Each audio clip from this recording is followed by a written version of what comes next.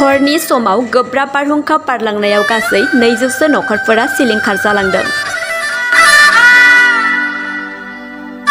थांनाय हरनि गोब्राब बारहुंखा बारनायाव बाक्सा जिल्लानि भारत-भुटान सीमा ओनसोलाव गोबां खहा जादों।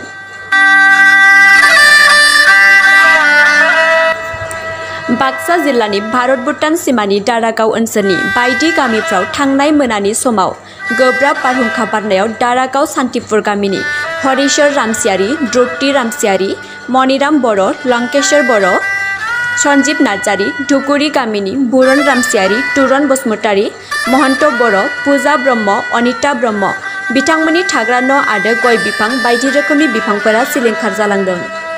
गासै 200 नखरा बारहुंखाजों सिलिंखार जालांदों। बारहुंखाजों सिलिंखार जालांनाय गासै नखरफोराव दिहिरा ब्लक इउपिपिएलनि आफादगिरि जगदीश रामसियारि, दिहिरा ब्लक इउपिपिएलनि रां लाथुमगिरि अशोक ब्रह्म, मुसलपुर जिल्ला इउपिपिएलनि मावफुं सोद्रोमा किरण कलिता, दिहिरा ब्लकनि गाहाय नेहाथारि समरेश कलिता, ज्योतिर्मय मेधि बिथांमोना खौरां लाहैनायजों लोगोसे आसाम सरकार आरो बिटिआर सरकारा बारहुंखाजों दुखु सैनांनाय नखरफोरनो अनसुंथाइनि राहा खालामनानै होनांगौनि दाबि दैखांदों। जगदीश रामसियारि बिथाङा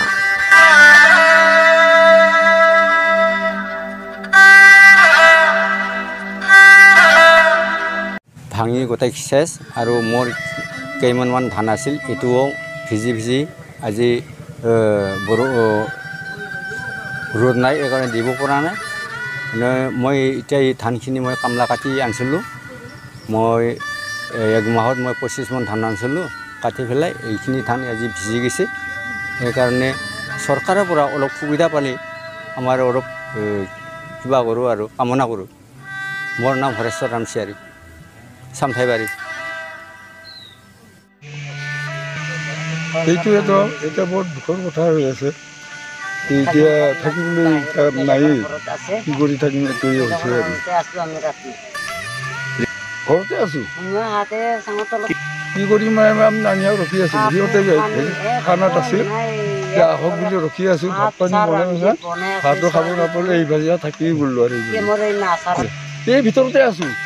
কিহত এই ইয়াৰ বতাহ বৰষুণৰ পিছত এটা চাৰ্জ দুজনে এনেকৈ আছোঁ আৰু উপায় নাই আৰু এনেকুৱা হৈছে আৰু। এতিয়া যাবলৈ আমাৰ কোনফালে ইমান এন্ধাৰ, ইপিনে ওপৰৰ পৰা পানী পৰি আছে, তেনেকুৱা আৰু ঘটনাবিলাক এইখিনিয়ে ছাৰ। আৰু এইটো ক'বলৈ মানে আমাৰ ভাষা নোহোৱা হৈছে যে এনেকুৱা যোৱাকালিৰ যিটো ধুমুহা বতাহ প্ৰাকৃতিক দুৰ্যোগত যে সেই দাৰাগাঁও যিটো এৰিয়া, সেই এৰিয়াৰ এনেকৈ মানে বতাহে মানে যেনেকৈ ঘৰ দুৱাৰ গাছ গছনি মানে পৰিয়ালক মানে এফালৰ পৰা ধ্বংস কৰিছে, সেইটো মানে বৰ দুখজনক।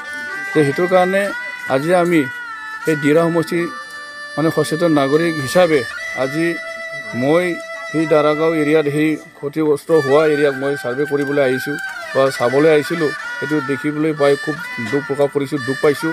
সেয়ে মই DC মহোদয় আৰু আমাৰ BTC চৰকাৰ আৰু অসম চৰকাৰক মই এটা আহ্বান কৰিব বিচাৰিছোঁ, যাতে আমাৰ DC মহোদয়ে অতি সোনকালে সেই মানে চাৰ্কুল অফিচাৰৰ লগত লগ লাগি কথা পাতি সেই মানে ধ্বংস হোৱা পৰিয়ালসকলক, যাতে ক্ষতিগ্ৰস্ত হোৱা পৰিয়ালসকলক যাতে তেখেতসকলে মানে ক্ষতিপূৰণটো সোনকালে মানে পোৱাৰ ব্যৱস্থা কৰি দিয়ে আৰু সেই ৰাইজসকলক সেই মানে ধ্বংস হোৱা ঘৰবিলাকৰ যিটো ক্ষতি সাধন হোৱা সেইটো যাতে সোনকালে পোৱাৰ ব্যৱস্থাটো কৰি দিয়ে।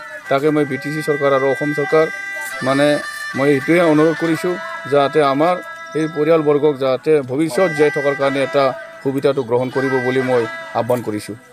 এতিয়া অনুমান আমি ছাৰ্ভে কৰি ঘূৰি পাকি চাওঁ মতে 200 ঘৰৰ ওপৰত হৈছে। এই গতিকে সেই 200 ঘৰ আজি সেই বাৰিষা কালত আগমুহূৰ্তত মানে বহুত মানে ক্ষয় ক্ষতি হয়। তেখেতসকলে আজি মানে জীয়াই থকাৰ ভৱিষ্যতটো মানে বহুত কষ্ট পাব। সেই গতিকে চৰকাৰে তেখেতসকলক অনুদান দিয়াটো মই কামনা কৰিছোঁ, বিচাৰিছোঁ। আৰু আঘাতপ্ৰাপ্ত হোৱা বহুত মানে পৰিয়াল লগ আছে, তেখেতসকলক যাতে অলপ মানে চিকিৎসাৰ নামত যাতে তেখেতসকলক অলপ সুবিধাটো দিয়ে চৰকাৰে, সেইটো মই আহ্বান কৰিছোঁ।